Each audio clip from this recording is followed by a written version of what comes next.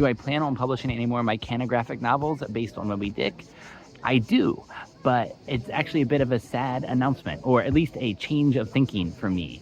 And it's because I have the next 7 chapters of this series written, but I would need to pay an illustrator there's not enough like source illustrations to do it like I've been doing. I need an illustrator to fill in the gaps, and I need to pay them, and I don't have it. And I did see an inspiring threads about a person who was working with a very rich person on their project, and then at the end the rich person said, "So how are we going to fund this thing?"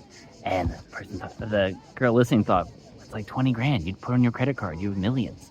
And the woman said, "No, we're gonna figure out the funders for this and get investors and to contact these people." And it made this person writing realize that rich people never fund their own projects themselves, and you shouldn't try to put yourself in a debt to fund these things. You should find a patrons or ways to do it. And I thought about Kickstarter, and for a while I was playing with the idea, and then I realized that it's not the time to be asking a whole bunch of people for small amounts to get something for an illustrator. Like in this, when you could be donating to Palestine or to local political elections, why a graphic novel series about our favorite plant based on Moby Dick? Like, it doesn't seem the right time.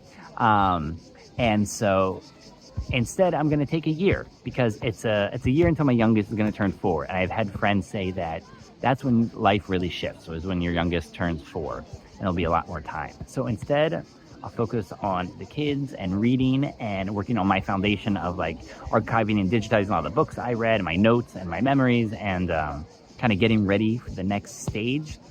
And also focusing on work, because I could always use another contract for what I'm doing, and instead of screwing around trying to do a Kickstarter, instead doing all the groundwork for the newsletter I do about this plant and the work I do around it, so when a good opportunity comes, I'm ready and my archives are in good shape.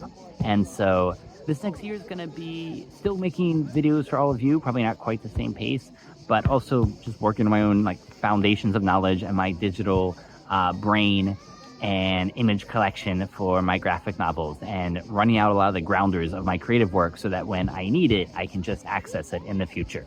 Maybe next year I'll look at figuring out how to fund an illustrator to get these next 7 chapters that are great and are ready to go.